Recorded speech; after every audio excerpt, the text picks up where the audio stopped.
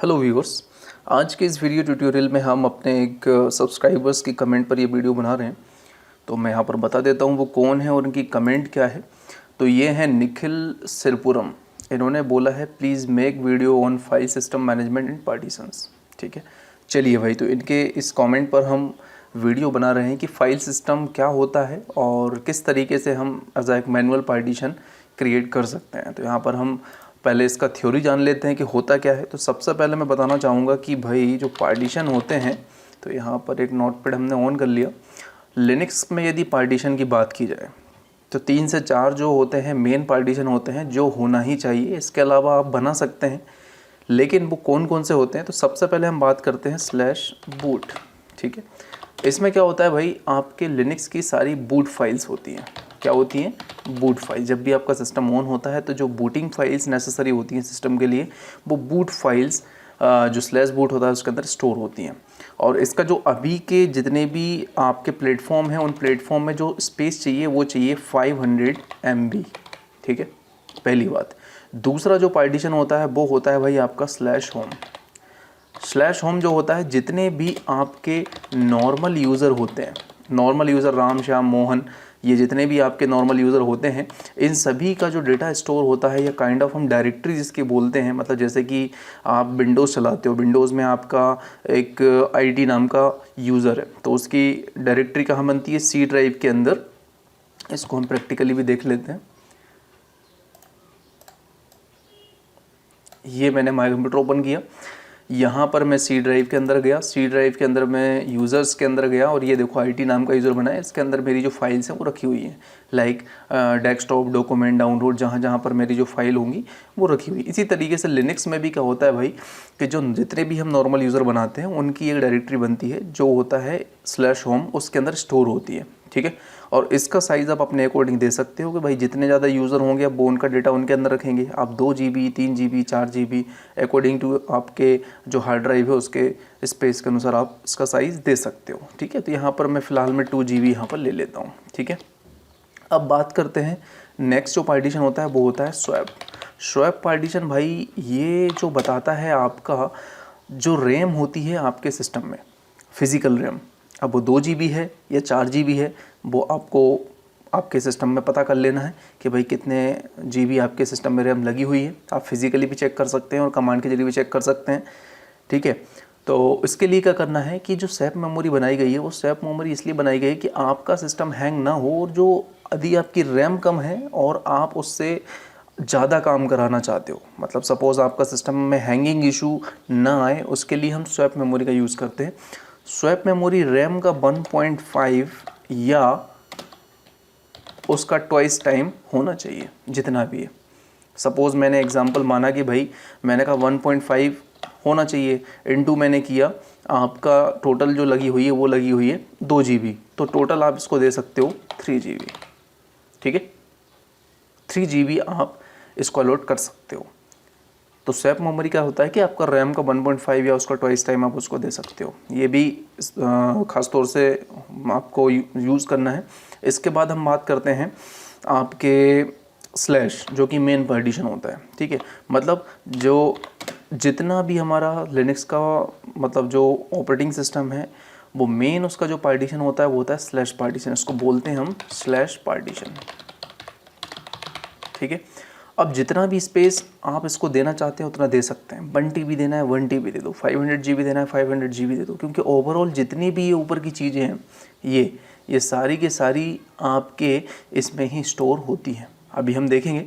तो /पार्टीशन को आप आपके अकॉर्डिंग आप इसको साइज़ दे सकते हो कि भाई कितना देना है। मैंने कहा 1 TB मैंने दे दिया।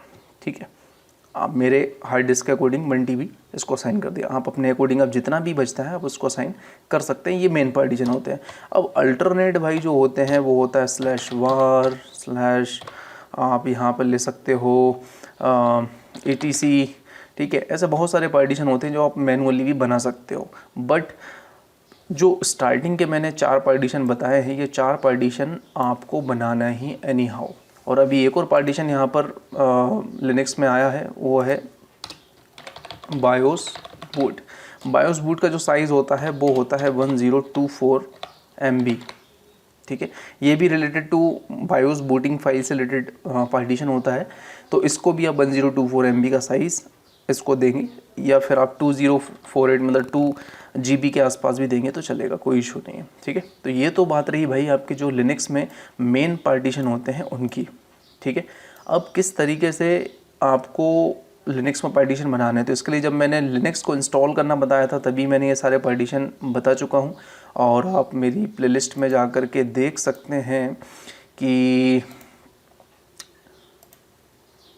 आई थिंक अभी मैंने इसका वो कनेक्शन डिस्कनेक्ट कर दिया है, तो आप प्लेलिस्ट में जाकर देख सकते हैं जहाँ पर मैंने इसको स्टेप बाय स्टेप बताया है।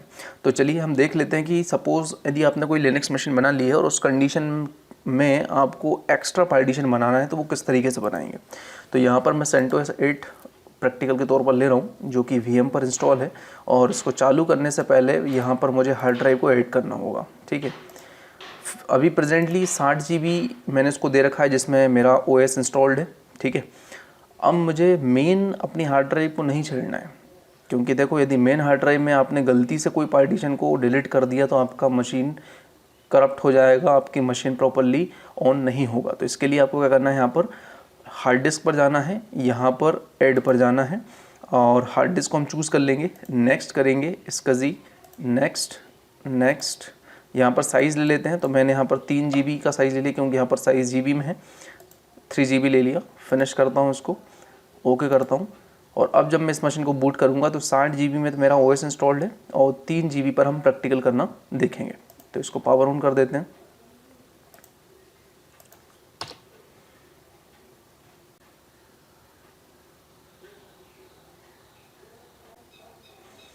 चलिए, तो सक्सेसफुली ये ऑन हो गया। इसको हम रूट यूज़र से लॉगिन कर लेंगे।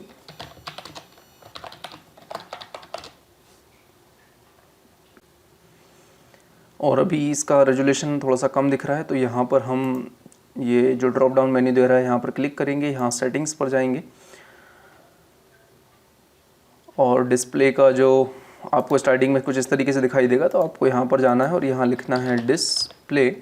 तो ये डिस्प्ले में जाओगे, यहाँ पर रेजोल्यूशन पर जाना है, और मैं अपने मॉनिटर की स्क्रीन के अकॉर्डिंग दिस वन 1280x768 को चूज़ कर लूँगा, तो जिससे पूरे इस पे आ जाएगा ये, तो प्रैक्टिकल करने में आसानी रहेगी, ठीक है।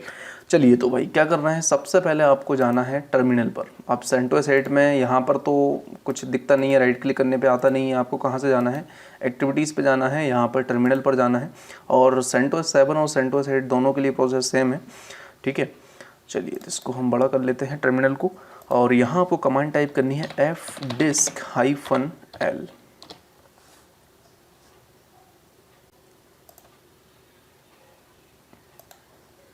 ठीक है। अब यहाँ पर देख रहे हैं आप मल्टीपल इन्फॉर्मेशन आपको दिखाई दे रही है। सबसे पहले आपको दिख रहा है डिस्क एज डेव SDA, मतलब जो इसको नंबर अलॉट होता है वो है डेव SDA, जो कि 60 GB का हमने यहाँ पर पार्टीशन दिया हुआ है टोटल। और उसके अंदर जो पार्टीशन बने हैं वो देखो /dev SDA1 SDA2 SDA3, और यहाँ पर इनको साइज़ जो हमने दिया है वो स्टार्ट एंड, जब हमने इसको इंस्टॉल किया था तब हमने ये साइज़ दिया हुआ था, ठीक है। जैसे ये भाई हमारा /boot होगा, ठीक है, ये बायोस बूट होगा हमारा, और ये हमारा मेन /पार्टीशन होगा, ठीक है। तो इस तरीके से ये हमारे पार्टीशन यहाँ पर बने हुए। जो ड्राइव हमने अभी ऐड किया है, हार्ड ड्राइव जो हमने ऐड किया है वो रहा ये /dev SDB1, ठीक है। /dev SDB1 आपने जो दिया है वो अभी यहाँ पर दिखाई दे रहा है, और इसके अंदर अभी किसी भी टाइप के पार्टीशंस नहीं बने हैं। जैसे यहाँ पर दे रहा है SDA1 SDA2 SDA3, तो यहाँ पर अभी किसी भी तरीके का पार्टीशन नहीं बना है। तो पार्टीशन बनाने के लिए अब हमको यहाँ पर कुछ कमांड्स फॉलो करनी है, ठीक है। चलिए, तो इसको यहाँ पर हम Ctrl+L कर देते हैं क्लियर करने के लिए। अब सबसे पहले आपने चेक कर लिया कि भाई हार्ड ड्राइव आपकी शो हो रही है, ठीक है। अब क्या करना है, यहाँ पर लिखना है पार्ट ऐड, और उसको नंबर क्या असाइन यहाँ ये भी आपने देख लिया, कितने क्या नंबर असाइन हुआ था उसको, मतलब नाम क्या असाइन हुआ था उसको, /dev SDB, ठीक है। तो इस /dev SDB आपको याद रखना है, कहीं गलती से आप ये ना यूज़ कर लें कि /dev SDA, नहीं तो आपका जो 60 GB जिसमें आपका OS इंस्टॉल्ड है वो कहीं ना कहीं गड़बड़ होने के चांसेस हो सकते हैं। तो प्लीज़ आपको काफ़ी केयरफुल तरीके से यहाँ पर चीज़ों को देखना है, इसके बाद ये आपको कमांड एग्जीक्यूट करना है। Ctrl+L, यहाँ हम करेंगे parted space slash dev slash SDB, ठीक है। तो अब हम एक मोड के अंदर आ गए हैं, मतलब पार्टीशन मोड के अंदर आ गए हैं जहाँ पर आपको पार्टीशन करने हैं। अब यहाँ पर आपको कमांड नहीं पता तो आप यहाँ पर हेल्प कमांड का यूज़ ले सकते हैं। तो देखो मल्टीपल कमांड्स आप यहाँ पर चला सकते हैं कि आपको क्या करना है, वो यहाँ पर बहुत सारी चीज़ें दी हुई हैं, ठीक है। तो हम यहाँ पर सिलेक्टेड कमांड्स के जरिए देखेंगे अब हमको स्टेप बाय स्टेप क्या चीज़ फॉलो करनी है। तो पार्टेड कमांड के बाद अब आपको यहाँ पर लिखना है MKLABEL, मतलब M के लेवल जो यहाँ पर दिया हुआ है कि create a new disk level, ठीक है, M के लेवल। और किस फॉर्मेट में ये पार्टीशन आपको बनाना है, वो बनाना है MS DOS, ठीक है। इसके बाद इंटर करना है, then MK part make partition. अब पार्टीशन टाइप आपको यहाँ पर चूज़ करना है कि आप प्राइमरी बनाना है, एक्सटेंडेड बनाना है। तो मैं यहाँ पर प्राइमरी चूज़ करूँगा, प्राइमरी। और इस पर भी मैं ऑलरेडी बता चुका हूँ कि कितने प्राइमरी पार्टीशन आप बना सकते हैं, प्राइमरी। अब यहाँ पर आपको चूज़ करना है फाइल सिस्टम। और फाइल सिस्टम से रिलेटेड भी एक चीज़ मैं आपको यहाँ पर बता दूँ कि देखो भाई, इसमें लिनक्स में मल्टीपल फाइल सिस्टम होते हैं। XFS एक फाइल सिस्टम है, extended file system. XFS is the default file system in RHEL because it lays out files as extent. It is less vulnerable to fragmentation than ext4. Red Hat recommended deploying XFS as your local file system unless there are specific reason to do otherwise, for example compatibility और corner cases around performance। मतलब बहुत सारी चीज़ें हैं, खासकर ये मतलब जो वल्नरेबिलिटी इसमें कम है, मतलब ईजिली हैक नहीं हो सकता है, इसलिए XFS को ज़्यादा रिकमेंड किया गया। बट ext4 भी अभी चलन में है, ऐसा नहीं है कि ext4 अभी हटा दिया गया है, ext4 भी अभी है, बट अभी लेटेस्ट वर्जन XFS है। तो अभी हम ext4 पर देख रहे हैं, हम इसके नेक्स्ट पार्ट में XFS से भी हम फाइल सिस्टम को बनाना देखेंगे। ext4 has the benefit of longevity in Linux, therefore it is supported by almost all Linux application. In most cases it reveals XFS on performance. ext4 is commonly used for home directories, मतलब खासकर इसको home directories के लिए हम use करते हैं, ठीक है, ext4 को। तो चलिए पार्टीशन बनाते हैं। तो ये एक छोटा सा मैंने यहाँ पर इसका इन्फॉर्मेशन दिया कि भाई दो पार्टीशन पे हमको फोकस करना है। XFS लेटेस्ट है और इससे पहले जो यूज़ होता था वो ext4 यूज़ होता था, तो हम यहाँ पर ext4 ही यूज़ कर रहे हैं, ठीक है, ext4। इसके बाद आपको करना है स्टार्ट कहाँ से करना है, 1, मतलब जो नंबरिंग असाइन हुए थे वो 1 2 3, तो मैं SDB1, तो यहाँ पर 1 दे दिया। इसके बाद इसको साइज़ कितना देना है, 1024, ठीक है, या आप जितना भी 2048 है तो 2 GB देना चाहते हैं तो 2048 भी आप इसको दे सकते हैं, ठीक है। अब इतना होने के बाद आप पार्टेड का जो फंक्शन है वो कंप्लीट हो चुका है। अब इसको देखना है जो भी आपने चेंजेस किए हैं, तो उसके लिए एक कमांड होती है प्रिंट। यहाँ पर आपको दिखाई दे रही होगी print command, display the partition table available devices free space all found partition और अ पर्टिकुलर पार्टीशन, ठीक है। तो प्रिंट कमांड आप जैसे टाइप करोगे तो प्रिंट कमांड में आपको दिखाई दे रहा है यहाँ पर जितना भी आपका SDB को साइज़ मिला हुआ है 3 GB के अकॉर्डिंग, ठीक है, तो वो यहाँ पर दिखाई दे रहा है। सेक्टर साइज़ यहाँ पर दे रहा है, और यहाँ जो आपने अभी पार्टीशन क्रिएट किया था नंबर क्या दिया है उसको 1, और starting ending size type file system flags सारी चीज़ें यहाँ पर दिखाई दे रही हैं। 2 GB का साइज़ दिया है, प्राइमरी पार्टीशन है, और जो उसका फाइल सिस्टम है वो ext4। इस इन्फॉर्मेशन के बाद, ये देखने के बाद आपको उसको क्विट कर लेना है। तो क्विट करने के लिए यहाँ पर Q बटन को प्रेस करना है, आप सीधा क्विट भी लिख सकते हैं। तो Q मैंने यहाँ पर प्रेस किया, एंटर किया, तो मैं उस मोड से, पार्टेड मोड से बाहर हो गया हूँ। अब इसके बाद कुछ कमांड्स और आपको फॉलो करनी है, तो वो कमांड्स क्या हैं, तो मैं इसको क्लियर कर लेता हूँ स्क्रीन को। अब यहाँ पर आपको लिखना है mkfs.ext4, ext4 ही हम बनाने जा रहे हैं। इसके बाद अभी कमांड चलाने से पहले इसको एक बार हम देख लेते हैं, fdisk स्पेस -l एंटर करेंगे, और यहाँ पर आपको दिखाई दे रहा है dev SDB1 के अंदर एक पार्टीशन क्रिएट हो गया है, dev SDB1, ठीक है। तो इसी पार्टीशन के तौर पर हमको कमांड आगे एग्जीक्यूट करनी है। कंट्रोल L, यहाँ पर आपको लिखना है mkfs.ext4 स्पेस /dev SDB1, ठीक है, एंटर करना है। तो यहाँ पर कुछ चीज़ें इसने क्रिएट की और ये सक्सेसफुली क्रिएट होना चाहिए, तभी आपके सारे प्रैक्टिकल्स कंप्लीट होंगे। Creating file system with this block size, inode number, ये सारी चीज़ इसमें क्रिएट होना ज़रूरी है। अब इसके बाद आपको आगे फॉलो करना है E2 लेवल, मतलब इसको लेवल देना है e2 level space /dev/sdb1। अब इसका नाम क्या देना है आपको, तो मैंने दे दिया डिस्क 2, ठीक है। डिस्क 2 नाम, डिस्क 3 जो भी आपके सीक्वेंस में आपको रखना है वो नाम आप अपने अकॉर्डिंग दे सकते हैं। अब इस फाइल सिस्टम को आपको एक जगह माउंट करना होगा। यदि आप इसी कंडीशन में अपने मशीन को रीस्टार्ट कर दोगे तो ये जो आपने पार्टीशन बनाया है ये टेम्प्रेरी पार्टीशन है और ये चला जाएगा रीस्टार्ट करने पर। लेकिन इसको परमानेंट यदि आपको करना है तो उसके लिए कुछ और कमांड्स आपको यहाँ पर फॉलो करनी होंगी। तो हम कमांड चलाएंगे mkdir स्पेस /mnt